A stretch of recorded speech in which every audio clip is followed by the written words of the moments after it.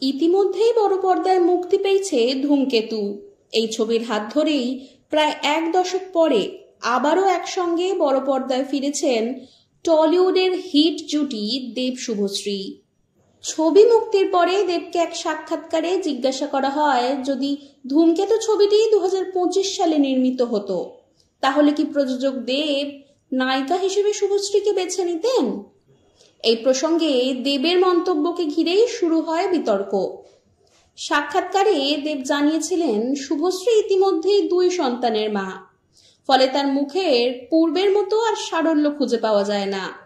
তাই রূপার চরিত্রে তাকে দেখা যেত না, বরং কোনো পার্শ্ব চরিত্রে নেওয়ার সম্ভাবনাই বেশি থাকত। এই মন্তব্যকে ঘিরেই ক্ষোভ ছড়িয়ে পড়ে সমাজ মাধ্যমে। পরে এক সাক্ষাৎকারে দেবের কথার প্রসঙ্গে শুভশ্রী বলেন, একটা সেন্সিবল মানুষ কিভাবে এই ধরনের কথা বলে আমার জানা নেই।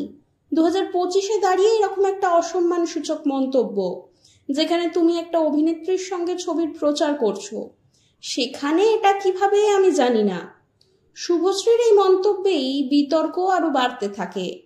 অবশেষেই এক সাক্ষাৎকারে দেব নিজেই মুখ খোলেন তার বক্তব্য নিয়ে। সেখানে অভিনেতা বলেন, যত বেশি ভালোবাসা তত বেশি অভিমান থাকে মানুষের।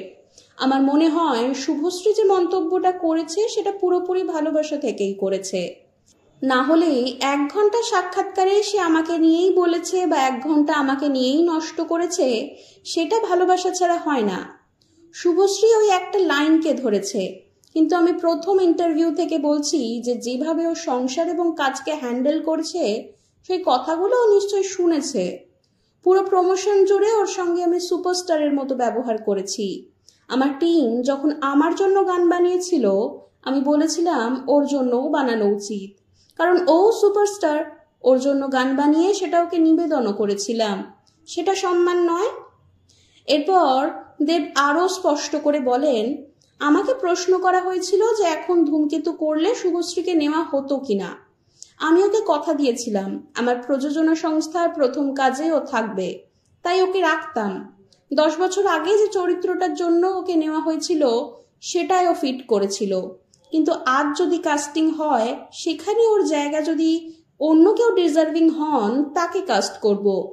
আমি ওখানে এটাও বলেছিলাম যে দেবকেও কাস্টিং করতাম না, কারণ দেবের মধ্যেও সেই সারল্য নেই। আমি কখনো বলিনি 2টো বাচ্চার জন্য ওর মধ্যে সারল্য চলে গিয়েছে, যেভাবে বলা হচ্ছে বা ভিকটিম কার্ড খেলা হচ্ছে।